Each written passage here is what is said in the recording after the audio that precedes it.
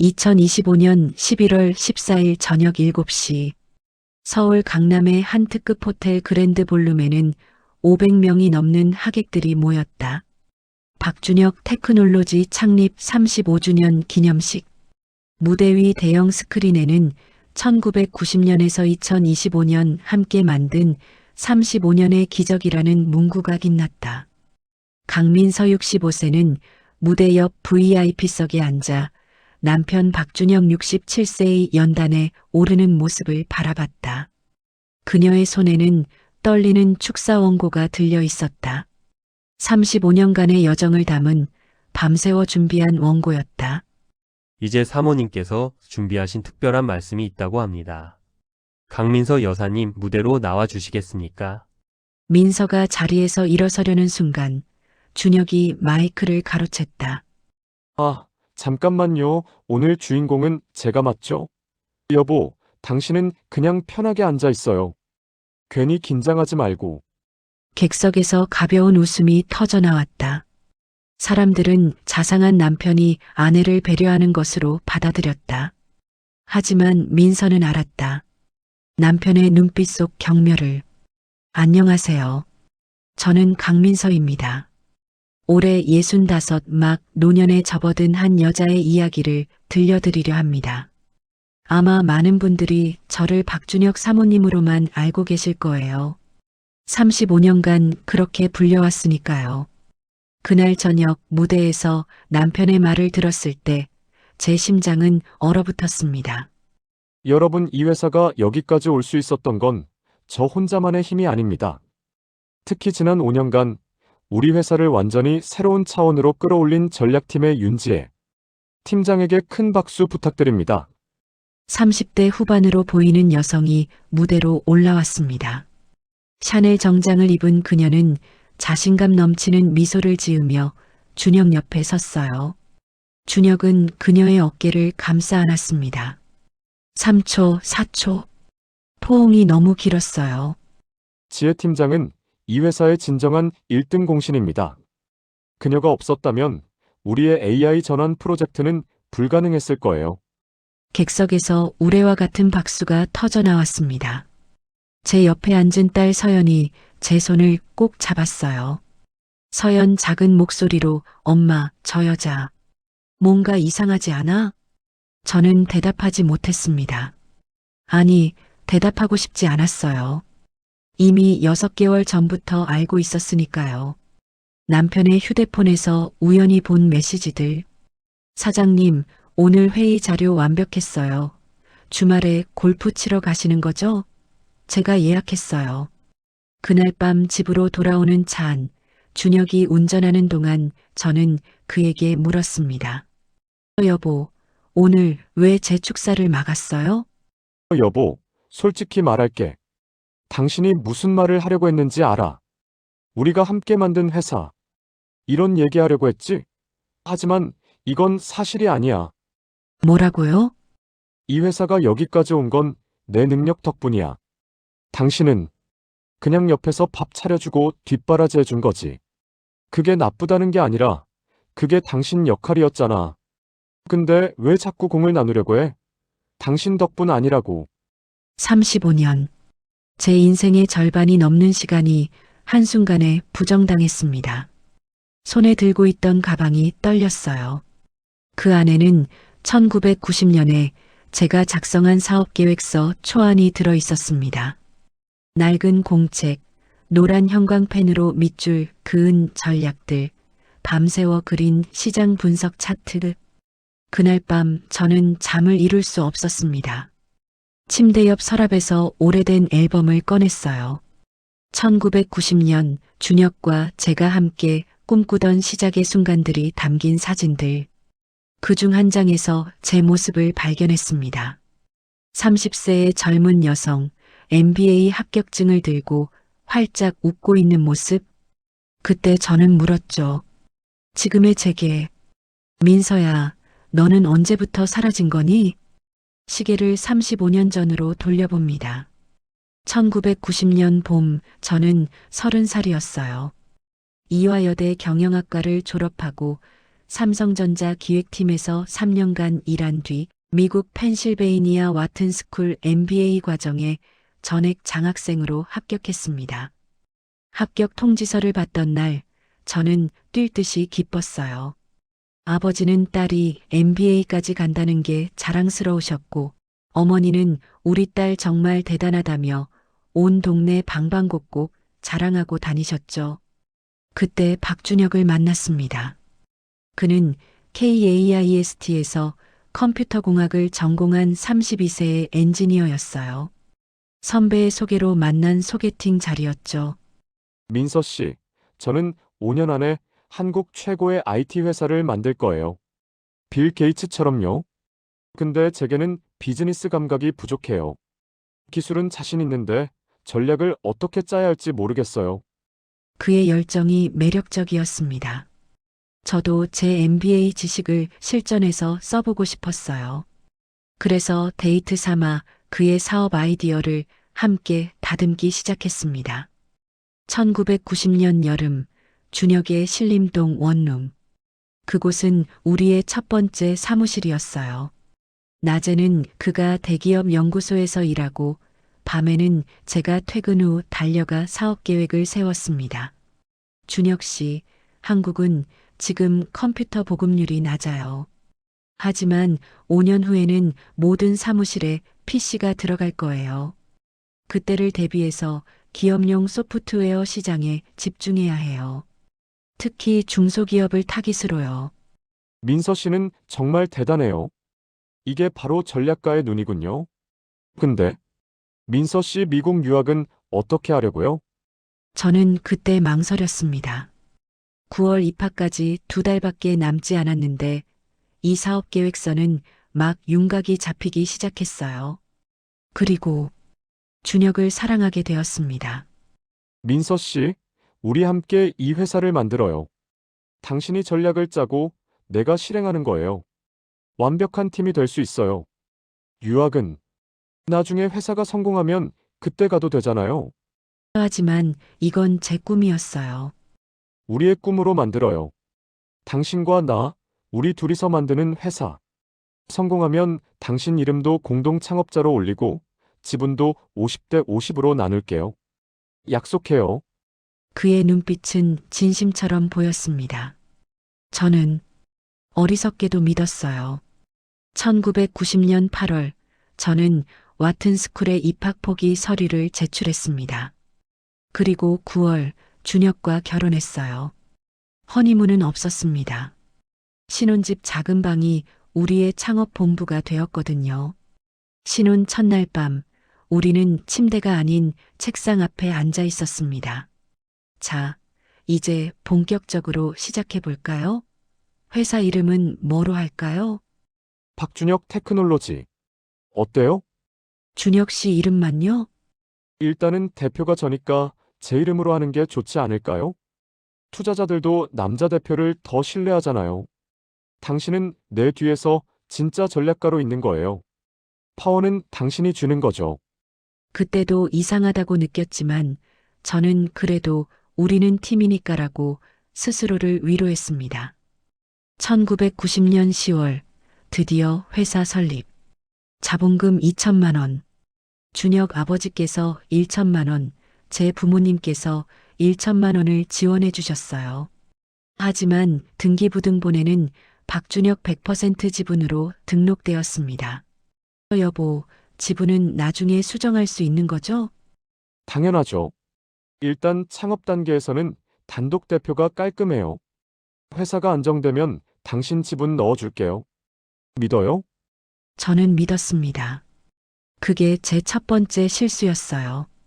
그해 겨울 첫 번째 투자 유치를 위해 벤처 캐피탈을 찾아갔습니다. 준혁이 프레젠테이션을 했지만 투자자들의 질문에는 제대로 답하지 못했어요. 회의가 끝나고 복도에서 저와 준혁은 긴급 회의를 했습니다. 여보, 그들이 묻는 건 시장 진입 전략이에요. 제가 짠 3단계 전략을 설명해야 해요. 당신이 들어가서 설명하면 안 돼요? 저는 직함이 없잖아요. 결국 저는 준혁에게 대본을 써주었고 그가 다시 들어가 발표했습니다. 투자 성공. 5억 원 유치. 그날 밤 준혁이 샴페인을 터뜨렸습니다. 여보, 우리 해냈어요. 우리 팀 최고예요.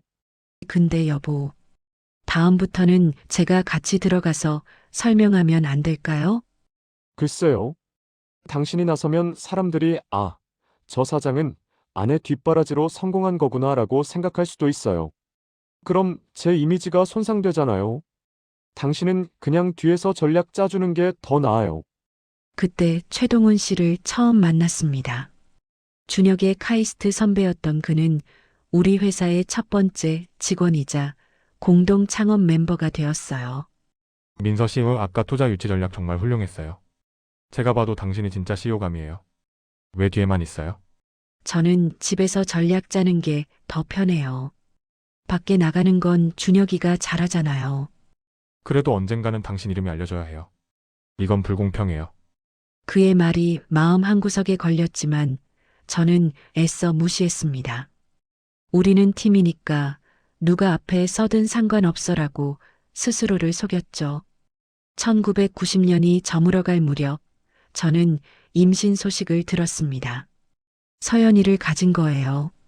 그때부터 제 역할은 점점 더 뒤로 밀려났습니다. 여보, 몸조리 잘해요. 회사 일은 제가 알아서 할게요.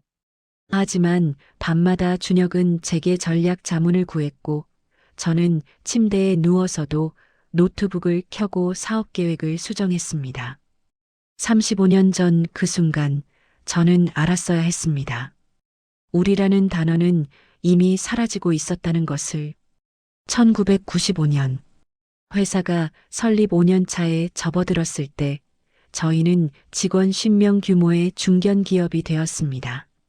서연이는 5살, 제 삶은 온전히 엄마와 사장 아내라는 두 개의 역할로 채워져 있었어요. 하지만 밤만 되면 저는 여전히 전략가였습니다. 아이를 재우고 나면 준혁의 서재로 들어가 다음 분기 사업 계획을 검토했죠. 어느 날 저녁 주요 전략 회의가 있었습니다. 당시 IMF 외환위기 직전이었고 회사는 대대적인 구조조정이 필요한 시점이었어요. 여보, 오늘 회의 자료 제가 준비했어요. 3가지 생존 전략을 정리했는데 오늘은 그냥 임원들하고만 할게요. 당신은 서연이 봐야 하잖아요. 하지만 이건 제가 3개월간 준비한 건데 자료 이메일로 보내줘요. 제가 회의에서 발표할게요. 당신 이름도 언급할게요. 결과는 어땠을까요? 회의 후 준혁이 돌아왔을 때 그는 상기된 얼굴로 말했습니다. 여보, 대성공이었어요. 임원들이 제 전략에 감탄했어요.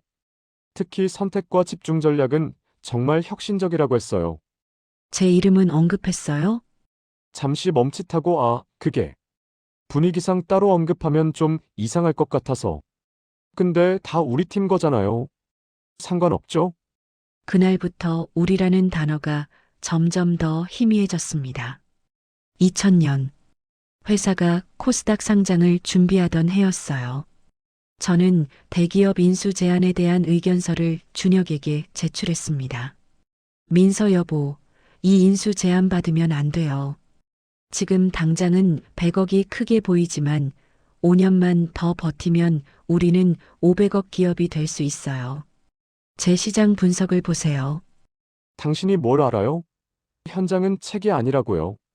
지금 100억이면 우리 인생이 바뀌는 거예요. 전 확신해요. 이 회사는 더 클 수 있어요. IT 시장이 폭발하기 직전이에요. 결국 준혁은 제 의견을 따랐고 회사는 인수 제안을 거절했습니다. 5년 후인 2005년 우리 회사의 기업 가치는 600억이 되었어요. 하지만 그 사실을 아는 사람은 아무도 없었습니다. 경영진 회의에서 준혁은 이렇게 말했거든요. 5년 전 제가 인수 제안을 거절한 이유는 이 회사의 잠재력을 믿었기 때문입니다. 제 직관이 맞았죠. 최동훈 이사만이 진실을 알고 있었습니다. 그는 회의 후 저를 따로 불러냈어요. 민서 씨, 이건 너무하지 않아요? 그때 당신이 작성한 의견서를 제가 다 봤어요. 준혁 씨가 당신 전략을 자기 것으로 돌리고 있다고요. 웃으며 동훈 씨, 괜찮아요. 어차피 우리 가족 회사잖아요. 누구 공이든 상관없어요. 아니에요. 이건 당신 인생이에요. 당신이 30대를 통째로 이 회사에 바쳤는데 왜 이름 하나 남기지 못해요? 저는 대답하지 못했습니다. 이미 저 자신도 혼란스러웠거든요. 내가 정말 필요한 사람일까? 아니면 그냥 편한 무료 컨설턴트일까? 2010년 결정적인 사건이 일어났습니다. 저는 신사업 아이디어를 구상했어요. 스마트폰이 막 보급되기 시작한 시점에서 모바일 기반 클라우드 서비스를 제안한 거였죠. 두꺼운 기획서를 내밀며 여보, 이거 봐요. 3년 후면 모든 사람이 스마트폰을 쓸 거예요. 지금 투자하면 선점할 수 있어요. 클라우드? 그게 뭐예요? 너무 앞서간 거 아니에요? 지금은 기존 사업에 집중해야 해요. 제 아이디어는 즉각 기각되었습니다. 3개월 후 임원회의에서 준혁이 발표했습니다. 여러분, 제가 혁신적인 아이디어를 생각해냈습니다. 바로 모바일 클라우드 서비스입니다. 회의실에서 박수가 터져 나왔습니다. 저는 뒤쪽 구석에 앉아 그 광경을 지켜봤어요. 제 기획서의 PPT 슬라이드가 그대로 스크린에 비춰지고 있었습니다. 제가 그린 도표, 제가 쓴 문구, 심지어 형광펜 색까지 똑같았어요. 회의가 끝나고 준혁과 마주쳤습니다. 여보, 저게 제 아이디어잖아요. 당신 아이디어였나요? 아, 맞다. 그럼 당신도 들은 거잖아요. 우리 가족 회사인데 뭐가 문제예요? 최소한 제가 기여했다고 언급이라도 해주시면. 여보, 제발. 저 지금 바빠요. 당신 인정받고 싶으면 밖에 나가서 직장 다니든지 해요. 여기서 이런 식으로 구는 거 보기 안 좋아요. 그날 저는 처음으로 깨달았습니다. 제가 이 회사에서 투명 인간이 되었다는 것을요. 2015년 회사 창립 25주년 기념식, 준혁은 무대에서 감격스러운 소감을 발표했습니다. 25년 전 아무것도 없이 시작했습니다. 오직 열정과 기술력만으로 여기까지 왔습니다. 이 모든 것이 제 노력의 결과입니다. 객석에 저는 손이 얼어붙었습니다. 오직 열정과 기술력만으로. 제 존재는 아예 지워진 문장이었어요. 집으로 돌아오는 길, 차 안에서 준혁이 말했습니다. 오늘 기념식 어땠어요? 제 소감 멘트 괜찮았죠? 여보, 저는요? 제가 한 일은요? 핸들을 잡은 채 당신이 한 일? 집안 살림 잘하고 서연이 잘 키웠죠. 그게 당신 일이잖아요. 제가 짠 전략들은요? 제가 밤새워 만든 사업 계획서들은요? 여보, 솔직히 말할게요. 그건 그냥 아이디어예요. 누구나 아이디어는 낼 수 있어요. 중요한 건 실행이에요. 제가 실행했잖아요. 그게 차이예요. 그날 밤 저는 서재에 혼자 앉아 지난 25년을 돌아봤습니다. 책장 깊숙한 곳에 숨겨둔 파일처를 꺼냈어요. 그 안에는 제가 작성한 모든 전략 문서의 복사본이 들어 있었습니다. 1990년 사업계획서 초안, 1997년 IMF 생존 전략, 2000년 인수 반대 의견서, 2010년 클라우드 서비스 기획안. 모두 제 손글씨와 사인이 있었죠. 최동훈 이사가 몰래 복사해서 제게 건네준 것들이었습니다. 민서 씨 이것들 잘 보관하세요. 언젠가 필요한 날이 올 거예요. 당시에는 무슨 의미인지 몰랐습니다.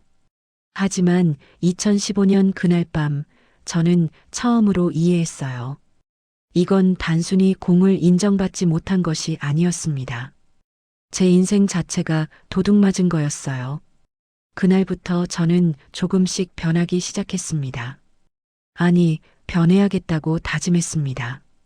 하지만 이미 늦었을까요? 제 나이 55세. 업계에서는 이미 은퇴 연령으로 분류되는 나이였습니다.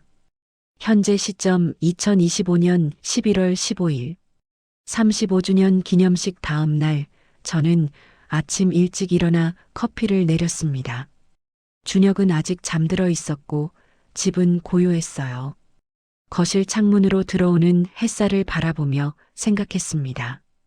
이제 정말 끝일까? 아니면 새로운 시작일까? 초인종이 울렸습니다. 오전 8시, 이른 시간에 누가 찾아올까 의아했어요. 문을 열자 최동훈 전 이사가 서 있었습니다. 그는 2020년에 은퇴한 뒤 가끔 연락을 주고받는 사이였죠. 민서 씨 아침 일찍 죄송합니다. 급하게 드릴 말씀이 있어서요. 동훈 씨, 어서 들어오세요. 커피 드릴까요? 아니요. 시간이 없어요. 이걸 먼저 보세요. 그가 건넨 것은 갈색 서류 봉투였습니다. 두툼한 무게감이 느껴졌어요. 봉투를 열자 수백 장의 문서가 쏟아져 나왔습니다. 문서 하나하나를 펼쳐볼 때마다 제 심장은 더 빠르게 뛰었습니다.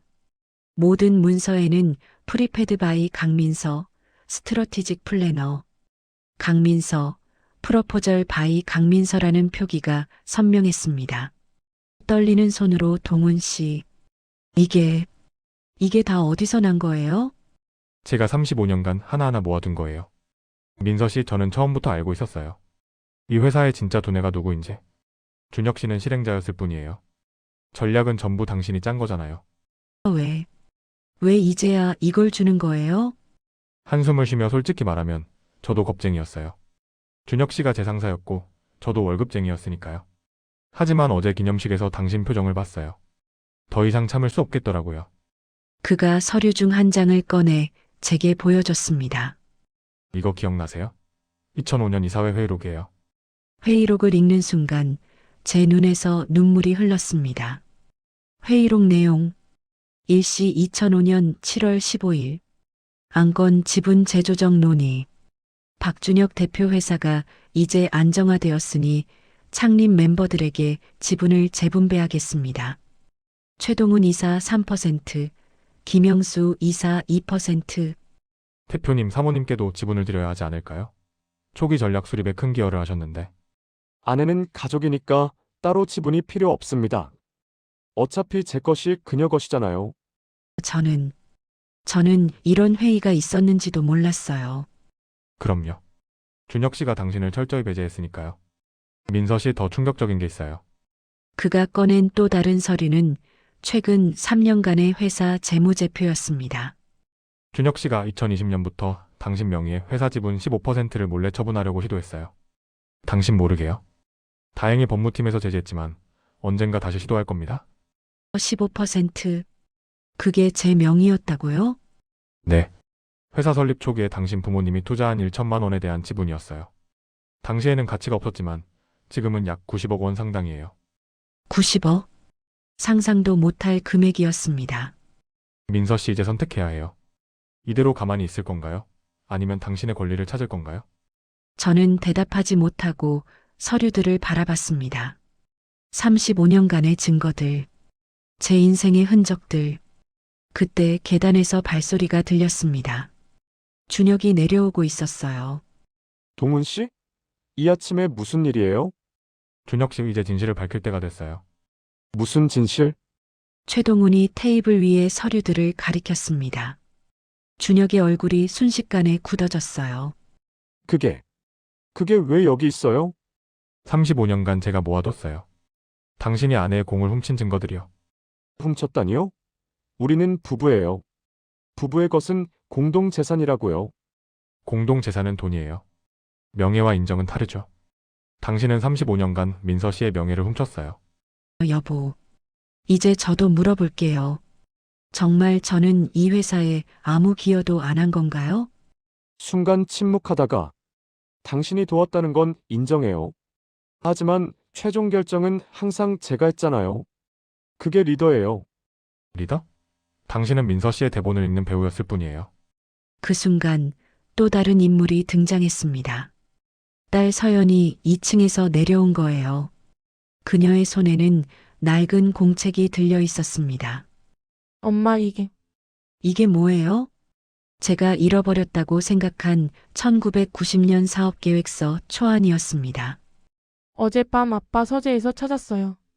캐비닛 맨 아래 서랍 자물쇠 걸린 곳에 숨겨져 있었어요.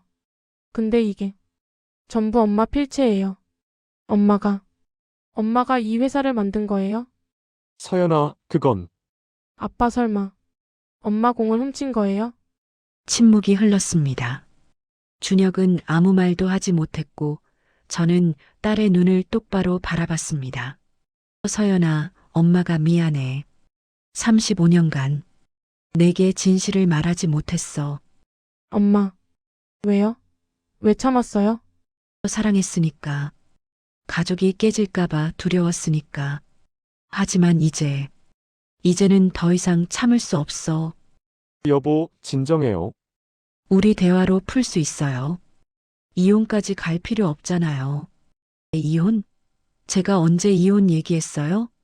그럼 뭘 원하는 거예요? 제 인생을 돌려받고 싶어요. 35년간 당신이 가져간 제 명예를요. 최동훈이 또 다른 서류를 꺼냈습니다. 민서 씨, 이건 법률 자문 결과예요. 제가 변호사와 상담해 봤는데 이 증거들로 충분히 당신의 기여를 법적으로 인정받을 수 있대요. 지분 재조정도 가능하고요. 법적으로? 설마 소송하겠다는 거예요? 민서 아직 모르겠어요. 하지만 한 가지는 확실해요. 이제 저는 더 이상 그림자로 살지 않을 거예요. 그날 오전 35년 만에 처음으로 저는 제 목소리를 냈습니다. 한 가지 더 알려드릴게요. 제 변호사가 조사한 결과 당신이 2020년부터 제 명의 지분 15%를 불법으로 처분하려고 시도했더라고요. 이건 횡령이에요. 그건 오해예요. 오해가 아니에요. 법무팀 내부 고발자가 증언할 준비가 되어 있어요. 그리고 더 재미있는 건 당신이 윤지혜 씨에게 회사 기밀을 유출한 정황도 포착됐다는 거예요. 저는 정식 직원인데 무슨 기밀 유출이에요? 지혜 씨 개인 이메일로 M&A 관련 극비 문서가 전송된 기록이 있어요. 그거 당신 남자친구 회사에 팔려고 했죠? 화를 내며 당신 지금 나를 조사한 거예요? 35년간 당신이 저를 무시한 것만큼 저도 3개월간 당신을 철저히 조사했어요. 이제 알겠어요? 제가 단순히 집에서 밥만 하는 아내가 아니라는 걸요. 레스토랑이 조용해졌습니다. 주변 테이블 손님들이 우리를 힐끔거리기 시작했어요. 이혼 협의서 서명 안 해요. 대신 제 조건을 전달하겠어요. 첫째, 회사 공식 홈페이지에 제가 공동 창업자였다는 사실 명기. 둘째, 지분 30% 정당하게 제 명의로 이전. 셋째, 35년간의 전략 기여에 대한 공개 사과. 미쳤어요? 그런 조건 누가 받아들여요? 안 받아들이면 이 모든 증거를 언론에 공개하고 횡령건으로 고소할 거예요. 당신 회사 망하는 거 보고 싶지 않으면 일주일 안에 답 주세요. 사장님? 설마 사모님 말이 다 사실인 거예요? 준혁 대답하지 못하고 지혜 씨 마지막으로 충고 하나 할게요. 다른 사람의 공을 가로채는 남자는 언젠가 당신 것도 가로챌 거예요. 조심하세요. 저는 레스토랑을 나왔습니다. 밖은 추웠지만 제 가슴은 뜨거웠어요.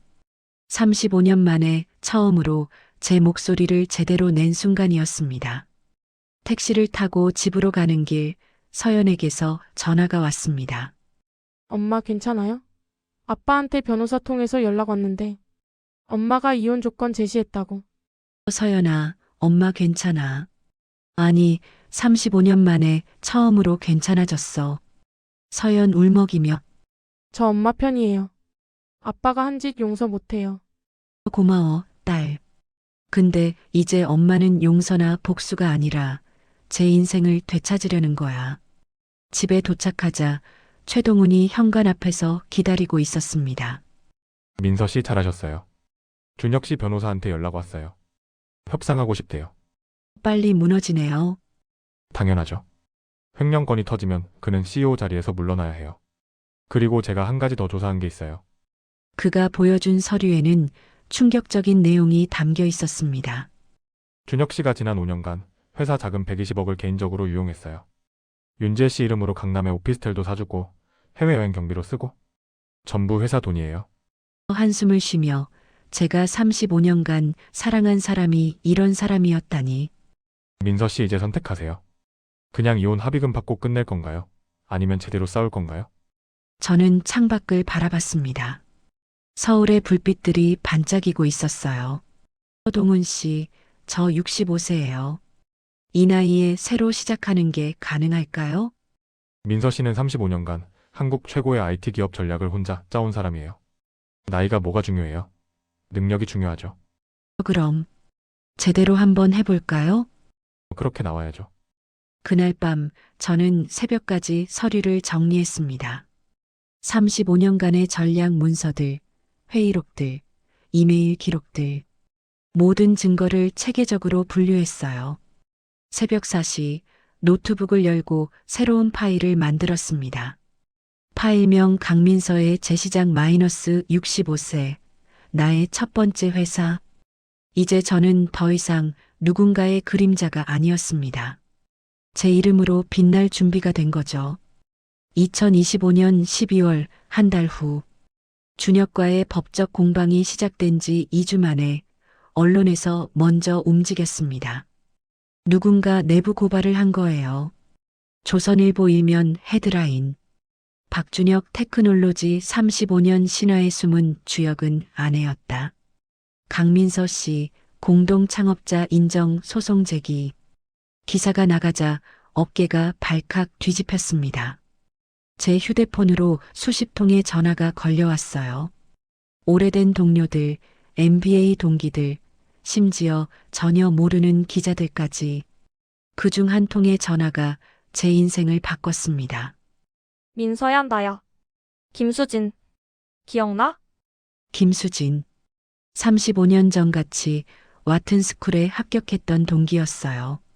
저는 입학을 포기했지만 그녀는 MBA를 마치고 글로벌 컨설팅 회사에서 임원까지 지낸 사람이었죠. 수진아, 오랜만이야. 기사 봤어. 네가 35년간 그렇게 살았다니. 화가 나더라.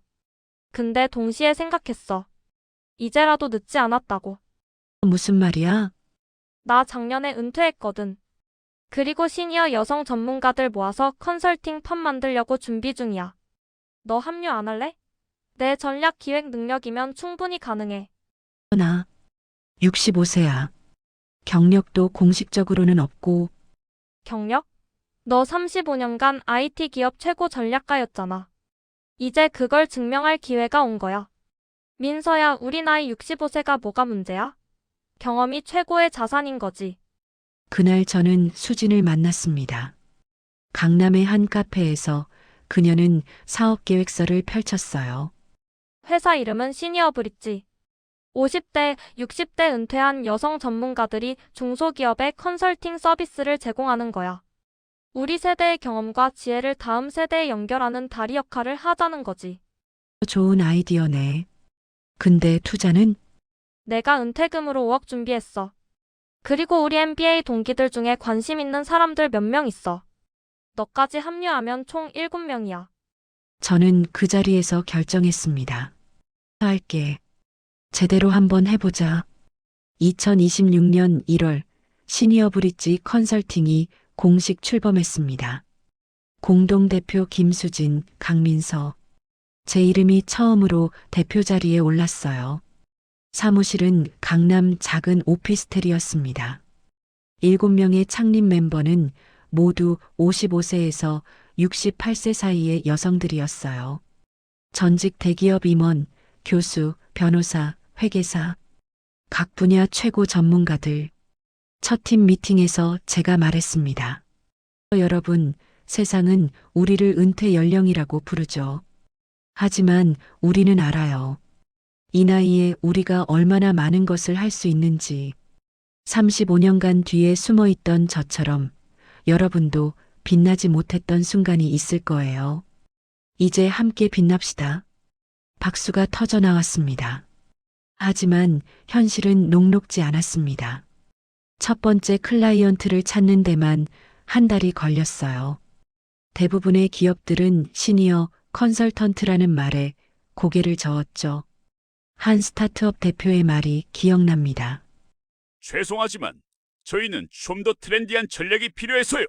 60대 분들이 요즘 AI나 메타버스를 이해하실까요? 그 말을 듣고 돌아오는 길, 저는 수진에게 말했습니다. 우리 너무 늦게 시작한 걸까? 아니야. 그들이 모르는 거야. 우리가 얼마나 빨리 배우고 얼마나 깊이 이해하는지. 그때 서연이가 도움을 줬습니다. 해외 MBA를 마치고 귀국한 딸은 엄마의 사업을 적극 지원했어요. 엄마, 제가 마케팅 도와드릴게요. 시니어의 강점을 제대로 알리는 거예요. 경험은 최고의 AI다, 이런 컨셉으로요. 서연의 도움으로 우리는 SNS 마케팅을 시작했습니다. 유튜브 채널을 개설하고 60대 여성 전문가들의 인사이트를 공유했어요. 첫 영상 제목 65세 전략가가 말하는 스타트업 생존법 -35년 경험의 힘. 조회수가 천천히 올라가기 시작했습니다. 100, 1000, 1만. 2주 후 한 중소기업 대표에게서 연락이 왔습니다. 강민서 대표님, 유튜브 봤습니다. 저희 회사 좀 봐주실 수 있을까요? 사업 다각화 전략이 필요한데. 첫 번째 클라이언트였습니다. 저는 3일간 그 회사를 분석했어요. 35년간 갈고 닦은 전략 기획 능력을 총동원했죠. 직원들과 인터뷰하고 시장을 조사하고 경쟁사를 분석했습니다. 일주일 후 프레젠테이션 날. 사장님, 귀사의 문제는 다각화가 아니라 선택과 집중입니다. 세계 사업부를 운영 중이신데 수익의 80%가 A 사업부에서 나오죠.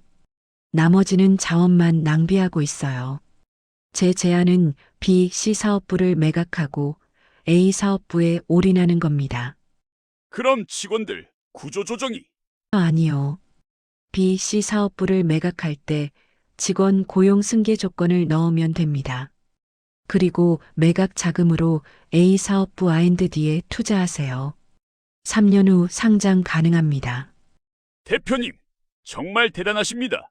이런 명쾌한 전략은 처음이에요. 35년 경험이에요. 나이는 숫자가 아니라 자산입니다. 그 프로젝트로 우리는 2억 원의 컨설팅 비용을 받았습니다. 회사 창립 후 첫 수익이었어요. 팀 회식 자리에서 수진이 건배를 제안했습니다. 민서, 우리 해냈어. 65세에 새로 시작해서 성공한 거야. 아니야, 수진아. 이건 시작일 뿐이야. 진짜는 이제부터야. 그날 밤 저는 노트북을 열고 과거 준혁의 회사에서 했던 프로젝트 리스트를 정리했습니다. 그리고 깨달았어요. 제가 35년간 만든 전략들이 이제는 다른 기업들을 돕는데 쓰일 수 있다는 것을요. 2026년 3월 시니어 브릿지는 세개 프로젝트를 동시에 진행하게 되었습니다. 팀원을 5명 더 영입했고 사무실도 강남 중심가로 확장했어요. 그리고 어느 날 반가운 소식이 들려왔습니다.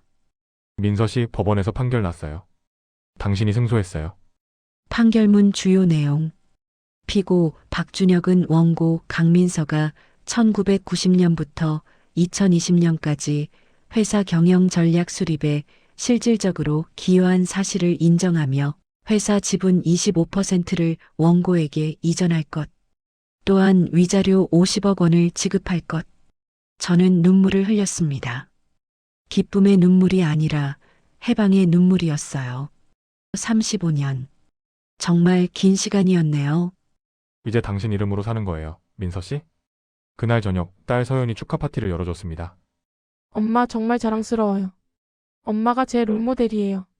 서연아, 엄마가 늦게 깨달은 걸 너는 일찍 알았으면 좋겠어. 절대 내 능력을 다른 사람에게 넘기지 마.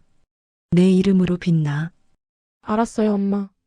그리고 엄마, 제가 시니어 브릿지에서 일하면 안 될까요? 엄마한테 배우고 싶어요. 놀라며 정말 네. MBA로 배운 이론보다 엄마의 35년 경험이 훨씬 가치 있어요. 그렇게 딸과 함께 일하게 되었습니다. 35세와 65세, 두 세대가 함께 만드는 전략. 그것이 시니어 브릿지의 새로운 강점이 되었어요. 2026년 6월, 시니어 브릿지가 설립 6개월 만에 업계에서 화제가 되기 시작했습니다. 특히 시니어 경험 MZ세대 트렌드를 결합한 우리의 전략이 주목받았어요. 한 경제신문 인터뷰에서 저는 이렇게 말했습니다. 강민서 대표님, 65세에 창업하신 소감이 어떠신가요? 사실 저는 35년 전에 이미 창업가였어요. 다만 제 이름이 없었을 뿐이죠. 이제는 제 이름으로 증명하는 중입니다. 나이는 장벽이 아니라 자산이라는 것을요. 그 인터뷰가 나간 후 준혁의 회사에서 연락이 왔습니다. 놀랍게도 전략 컨설팅 의뢰였어요. 강 대표님, 저희 회사가 최근 실적 부진으로 어려움을 겪고 있습니다. 시니어 브릿지의 도움이 필요합니다. 박준혁 대표님도 동의하신 건가요? 난처하게 대표님은 현재 경영 일선에서 물러나신 상태입니다. 준혁이 CEO 자리에서 물러났다는 소식은 이미 들었습니다. 횡령 스캔들과 윤지혜와의 불륜이 언론에 공개되면서 이사회가 그를 해임한 거였죠. 저는 고민했습니다. 과거에 상처를 준 회사를 도와야 할까? 민서야, 이건 기회야. 내가 얼마나 뛰어난지 그들에게 직접 보여줄 수 있잖아. 하지만 마음이 편하지 않아. 엄마, 이건 복수가 아니에요. 증명이에요. 엄마의 진짜 가치를 보여주는 거예요. 결국 저는 프로젝트를 수락했습니다. 일주일 후 박준혁 테크놀로지 본사 회의실. 35년 만에 공식적으로 들어가는 순간이었어요. 이사들이 회의실에 앉아 있었고 구석에 준혁도 있었습니다. 그는 많이 늙어 보였어요. 안녕하세요. 시니어 브릿지 대표 강민서입니다. 먼저 귀사의 현황을 분석한 결과를 말씀드리겠습니다. 저는 PPT를 켰습니다. 귀사의 문제는 3가지입니다. 첫째, 핵심 기술 인력 유출. 둘째, 신규 사업 실패. 셋째, 내부 조직 문화 붕괴.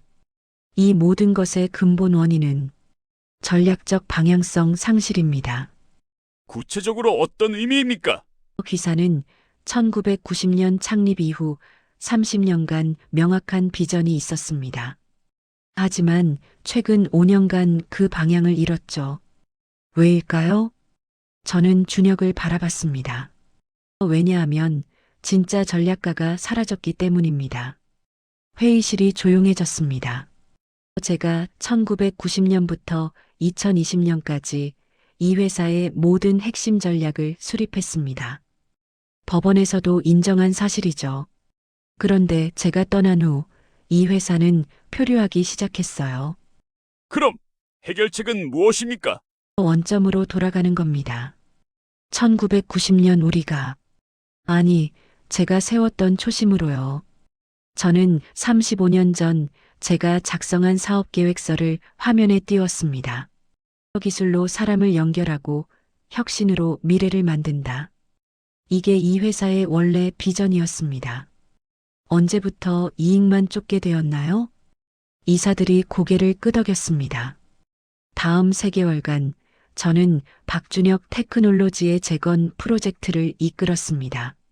조직 문화 개선, 신규 사업 방향 재설정, 인재 영입 전략. 마치 35년 전으로 돌아간 것 같았어요.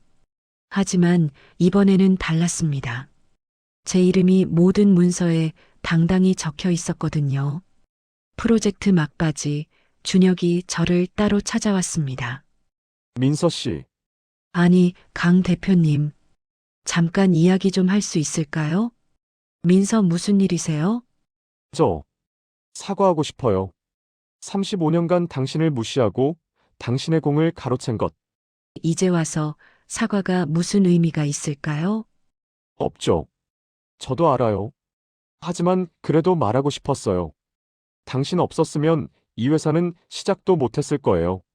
제가 정말 어리석었어요. 박 전 대표님, 저는 이제 당신을 미워하지 않아요. 오히려 감사해요. 감사하다니요? 당신이 저를 배신하지 않았다면 저는 영원히 그림자로 살았을 거예요. 65세에 새로 시작할 용기도 못 냈겠죠. 당신의 배신이 저를 자유롭게 만들었어요. 저는 모든 걸 잃었어요. 회사, 명예, 가족. 당신은 모든 걸 얻었고요. 아니에요. 저는 원래 제 것을 찾은 거예요. 35년 늦었지만요. 그 대화 후 준혁은 조용히 사라졌습니다. 들리는 소문으로는 지방 소도시에서 작은 카페를 운영한다고 했어요. 2026년 9월 박준혁 테크놀로지는 실적이 회복되기 시작했습니다. 시니어 브릿지의 전략이 효과를 본 거였죠. 이사회에서 감사 인사를 전했습니다. 강 대표님, 정말 감사합니다. 우리 회사를 살려주셨어요. 아니에요.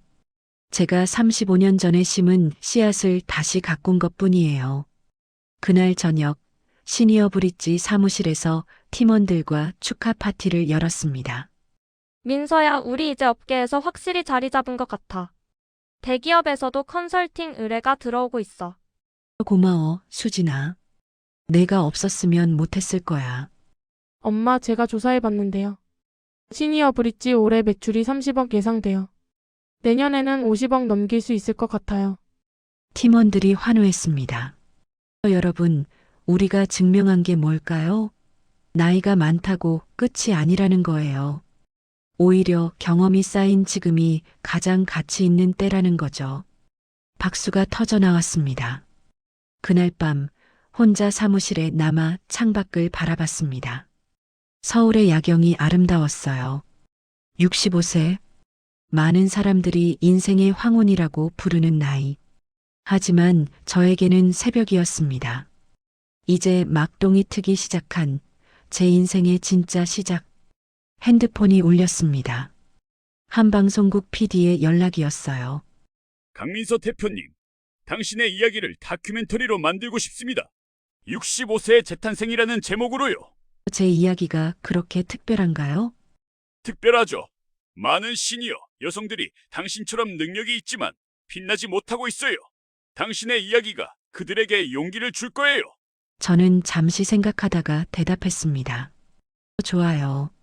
하지만 한 가지 조건이 있어요. 무엇입니까? 제 이야기를 복수극이 아닌 증명의 이야기로 만들어주세요. 저는 누군가에게 복수한 게 아니라 제 가치를 스스로 증명한 거니까요. PD 완벽합니다. 그게 진짜 메시지죠. 2027년 봄 1년 6개월 후 시니어 브릿지 설립 18개월 직원 30명 연매출 80억 원 코스닥 상장 준비 중 숫자로는 작은 회사지만 업계에서는 시니어 경제의 선구자로 불리게 되었습니다. 2027년 4월 어느 화창한 봄날 저는 이화여대 강단에 섰습니다. 모교에서 특강 요청이 온 거였어요. 강의 제목 65세, 내 이름으로 시작한 첫 번째 회사. 200명 규모의 강당은 만석이었습니다. 20대 대학생들부터 60대 시니어 청강생들까지 다양한 연령대가 섞여 있었어요. 마이크를 잡으며 안녕하세요. 강민서입니다. 저는 30살에 결혼하면서 MBA 유학을 포기했습니다. 35년간 남편의 그림자로 살았죠. 그리고 65세에 처음으로 제 이름으로 된 명함을 받았습니다. 강당이 조용해졌습니다. 오늘 여러분께 하고 싶은 말은 하나예요. 늦었다고 생각하는 그 순간이 사실은 가장 빠른 때입니다. 한 학생이 손을 들었습니다. 교수님, 그래도 65세면 너무 늦은 거 아닌가요? 체력도 떨어지고. 좋은 질문이에요. 저도 처음에는 그렇게 생각했어요. 하지만 알고 보니 창업에 필요한 건 체력이 아니라 경험과 판단력이더라고요. 저는 35년간 수천 개의 전략을 짜왔어요. 그 경험이 이제 제 최고의 자산이 된 거죠. 뒤쪽에서 한 60대 여성이 손을 들었습니다. 강 대표님, 저도 비슷한 경험이 있어요. 남편 사업 도우며 30년을 살았는데 이혼하고 나니 아무것도 남은 게 없더라고요. 저도 다시 시작할 수 있을까요? 물론이죠. 30년간 사업을 도우셨다면 그 자체가 엄청난 경력이에요. 문제는 그것을 어떻게 보이는 경력으로 만드느냐예요. 제가 도와드릴게요. 강의 끝나고 만나요. 강당 곳곳에서 고개를 끄덕이는 모습이 보였습니다. 제가 35년간 깨달은 것 중 가장 중요한 건 이거예요. 인정받기 위해 사는 것과 가치를 증명하며 사는 것은 완전히 다르다는 거예요. 저는 35년간 남편에게 인정받으려고 애썼어요. 하지만 인정은 받지 못했죠. 그런데 65세에 제 가치를 스스로 증명하기 시작하니까 세상이 알아서 인정하더라고요. 박수가 터져 나왔습니다. 강의가 끝나고 수십 명의 사람들이 저를 찾아왔습니다. 대부분은 50대, 60대 여성들이었어요. 대표님, 저는 58세예요. 평생 교사로 일하다가 명예퇴직했어요. 이제 뭘 해야 할지 모르겠어요. 교사 경력이 몇 년이세요? 30년이요? 그럼 교육 분야 최고 전문가시네요. 시니어 브릿지에서 기업 임직원 교육 프로그램을 준비 중인데 함께 하시겠어요? 저도 할 수 있을까요? 30년 경력이면 충분해요. 나이는 숫자일 뿐이에요. 그날 10명의 시니어 전문가를 새로 만났습니다. 그들은 모두 너무 늦었다고 생각하며 주저앉아 있던 사람들이었죠. 그날 저녁 딸 서연과 함께 저녁을 먹었습니다. 엄마 오늘 강의 영상 봤어요. 정말 멋있었어요. 고마워, 딸. 사실 제가 MBA 다닐 때 교수님이 케이스 스터디로 엄마 이야기를 다뤘어요. 정말 네, 히던 컨트리뷰터라는 제목이었어요. 조직에서 실질적으로 기여하지만 인정받지 못하는 사람들에 대한 연구였죠. 엄마가 대표적 사례였어요. 그래. 나는 그렇게 유명한 사례였구나. 하지만 엄마 그 케이스 스터디의 결론 알아요? 히던 컨트리뷰터는 결국 자신의 가치를 스스로 증명할 때 진정한 리더가 된다였어요. 엄마가 그걸 현실로 만든 거예요. 그 말에 눈물이 났습니다. 2027년 6월 시니어 브릿지는 코스닥 상장에 성공했습니다. 상장 첫날 저는 종을 울렸어요. 땡, 땡, 땡. 거래소 직원들과 팀원들이 박수를 쳤습니다. 그 순간 저는 35년 전을 떠올렸어요. 1990년 준혁의 회사가 코스닥에 상장됐을 때 저는 객석 맨 뒤에 앉아 그를 바라보기만 했었죠. 하지만 이번에는 달랐습니다. 제가 주인공이었으니까요. 상장 기념 리셉션에서 수진이 건배사를 했습니다. 환호와 박수가 터져 나왔습니다. 그날 저녁 한 통의 이메일을 받았습니다. 발신자는 준혁이었어요. 민서 씨 상장 축하합니다. 당신이 이뤄낸 것을 보며 제가 35년간 얼마나 큰 것을 놓쳤는지 깨달았습니다. 당신은 항상 보석이었는데 저는 그걸 보지 못했습니다. 행복하세요. 저는 답장을 쓰지 않았습니다. 이미 과거였으니까요. 2027년 여름 한 방송국에서 다큐멘터리 65세의 재탄생이 방영되었습니다. 제 이야기가 60분 동안 전파를 탔어요. 방송 후 제 휴대폰은 쉴 새 없이 울렸습니다. 전국에서 수백 명의 시니어 여성들이 연락을 해온 거예요. 저도 할 수 있을까요? 저도 35년간 남편 뒷바라지만 했는데 이제라도 늦지 않았을까요? 대표님처럼 저도 제 이름으로 살고 싶어요. 저는 모든 분들께 답했습니다. 할 수 있습니다. 당신의 경험이 당신의 자산입니다. 이제 시작하세요.